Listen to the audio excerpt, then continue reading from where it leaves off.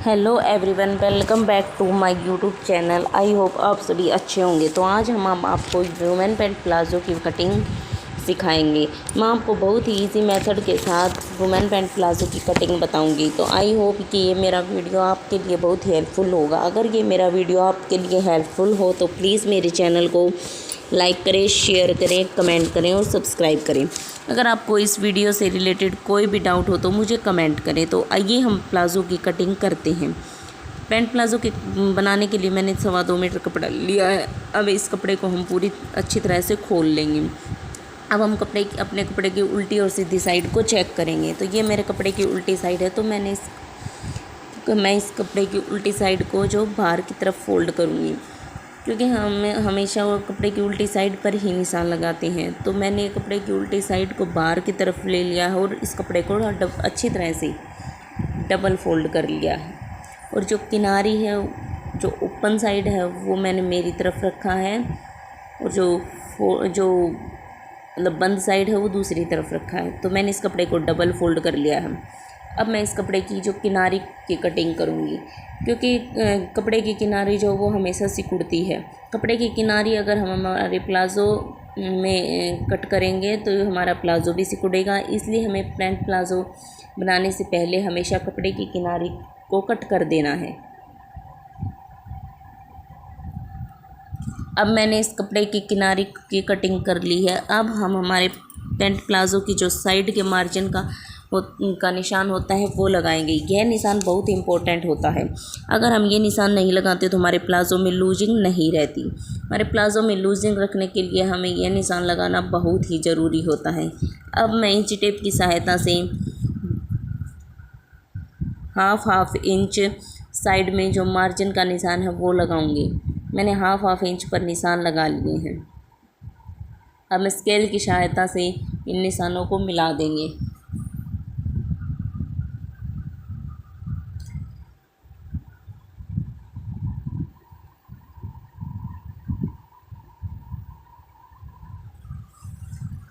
अब स्केल की सहायता से मैंने इन निशानों को मिला लिया है।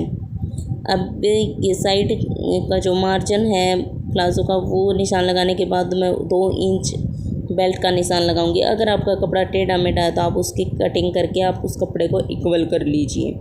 अब यहाँ पे मैं 2 इंच बेल्ट का निशान लगाऊंगी और इधर भी 2 इंच पे निशान लगाऊंगी। दोनों साइड 2 इंच पे निशान लगाने के बाद हम स्केल की सहायता से इन निशानों को मिला लेंगे। अब ये हमारे बेल्ट हो गया। ये हमारी जो लेंथ है, अब हम लेंथ का निशान लगाएंगे। जो हमारे प्लाज़ो की जो लेंथ है वो 35 इंच तैयार है, तो 2 इंच बेल्ट का छोड़ के मैं 35 इंच पर निशान लगाऊंगी और इधर भी हम 35 इंच पर निशान लगा लेंगे।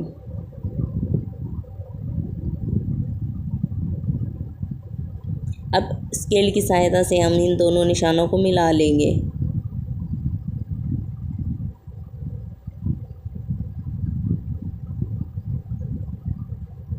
अब हम जो प्लाज़ो में जो एक्स्ट्रा जो नीचे मतलब बॉटम को फोल्ड करते हैं वो 2 इंच बॉटम फोल्ड का निशान लगा लूँगी। इन निशानों को भी मैं स्केल की सहायता से मिला दूँगी।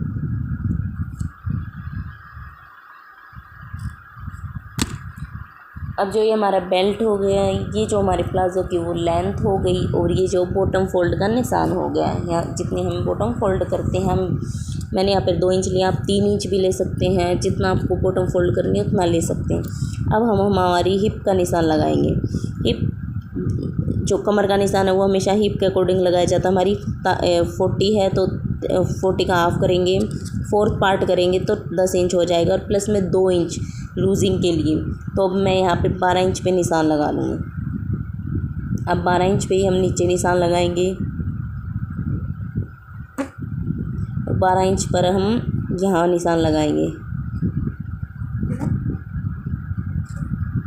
और 12 इंच ही हमारा जो है आसर या क्रोच एरिया जो बोलते वो हो गया। अब इन सभी निशानों को मैं स्केल की सहायता से मिला लूँगी।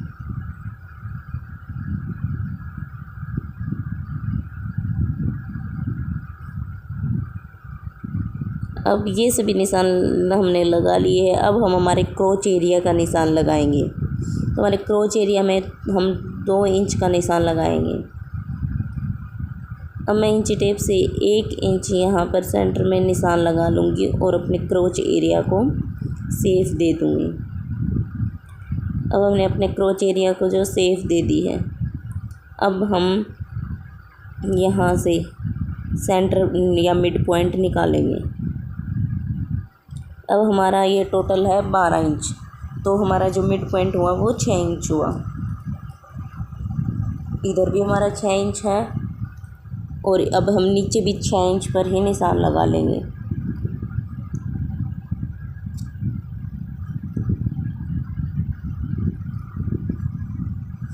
अब हम इस निशानों को स्केल की सहायता से मिला लेंगे।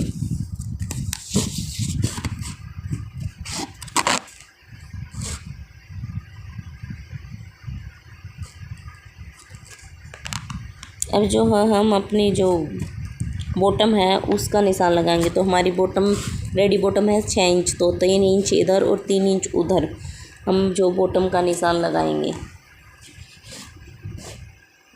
अब हमने बॉटम का निशान लगा लिया है। अब जो हम लेग शेपर की सहायता से इन क्रोच एरिया के और बॉटम वाले एरिया के निशान को मिला देंगे।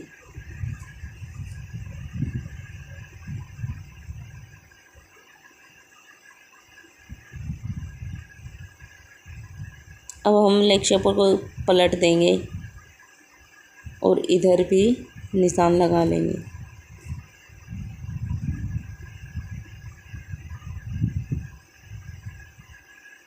तो अब हमारे जो प्लाज़ो के फ्रंट पार्ट के सभी निशान लग चुके हैं।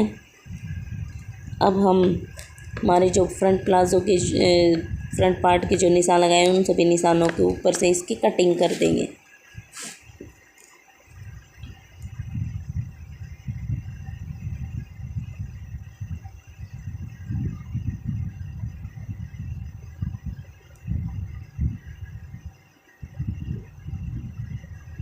अब हमारे प्लाज़ो के फ्रंट पार्ट की जो कटिंग हो चुकी है, अब हम इसी बैक पार्ट की कटिंग करेंगे।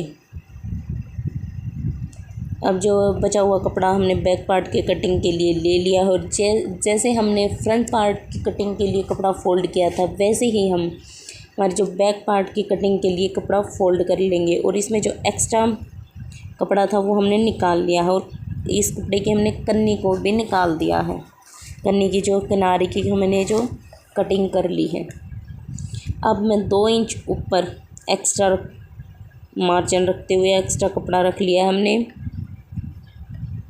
और जो फ्रंट पार्ट की जो हमने कटिंग की थी, फ्रंट पार्ट का हमने इस फ्रंट पार्ट को इस कपड़े पर रख लिया है। 2 इंच ऊपर छोड़ते हुए हमने अपने फ्रंट पार्ट को रख लेना है। अब हम फ्रंट पार्ट के सहायता से ही बैक पार्ट की कटिंग करेंगे और उस बैक पार्ट में हम 2-2 इंच एक्स्ट्रा कपड़ा रखेंगे, एक्स्ट्रा मार्जिन रख लेंगे।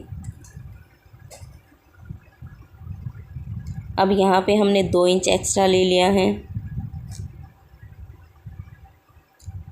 क्रोच एरिया में भी हमने 2 इंच एक्स्ट्रा ले लिया है और बॉटम में है जो हमने वहाँ पे भी 2 इंच एक्स्ट्रा रख लिया है।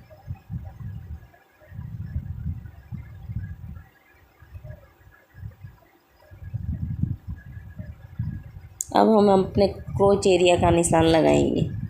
जो स्केल की सहायता से फ्रंट पार्ट के क्रोच एरिया के को ऊपर 2 इंच जो हमने एक्स्ट्रा लिया है उस पर में उस स्केल की सहायता से उस निशान को मिला लेंगे। और अब हम बैक पार्ट के हम क्रोच एरिया का निशान लगाएंगे। तो इंची टेप से हमने यहाँ पर 1 इंच का पर निशान लगा लिया और अब हम अपने क्रोच एरिया को सेफ दे देंगे। बैक पार्ट के क्रोच एरिया को सेफ देने के बाद अब हम जो लेग शेपर की सहायता से इन निशानों को मिला लेंगे।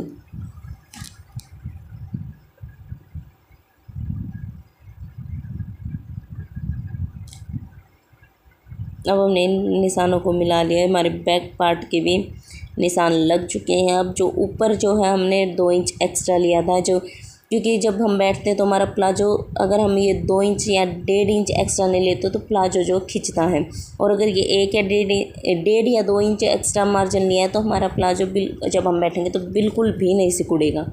तो इसलिए हमें 1.5 या 2 इंच एक्स्ट्रा लेना होता है। तो मैंने यहाँ पे 1.5 इंच एक्स्ट्रा कपड़ा लिया है, जो पीछे जो बैक पार्ट में 1.5 इंच एक्स्ट्रा मार्जिन लिया है। अब यह है निशान फ्रंट पार्ट का है, उसकी जो किनारी है वहाँ से हम मिला लेंगे स्केल की सहायता से। अब इस निशान को हम मिला लेंगे। कई लोग पूछते हैं कि यह जब हम सिलाई करते हैं तो क्या ये टेढ़ा मेढ़ा नहीं होती? जी नहीं, ये बिल्कुल भी ऐसे टेढ़ी नहीं रहती। सिलाई बहुत अच्छे तरीके से होती है।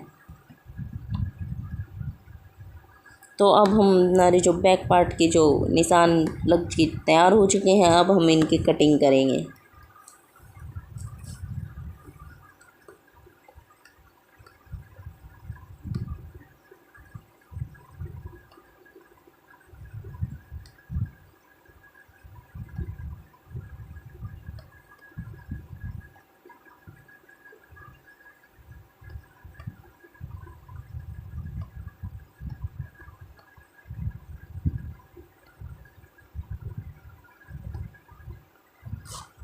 अब हमने जो हमारे फ्रंट और बैक दोनों पार्ट्स की कटिंग कर ली है, और यहाँ पे नीचे जो हमने 2 इंच एक्स्ट्रा लगाया था तो अब उस निशान को भी मिला लेंगे।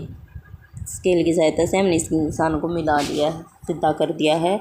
और अब मैं यहाँ पे एक छोटा सा कट लगा दूँगी ताकि सिलते टाइम हम कंफ्यूज ना हो। तो ये हमारे पैंट प्लाजो की कटिंग हो चुकी है।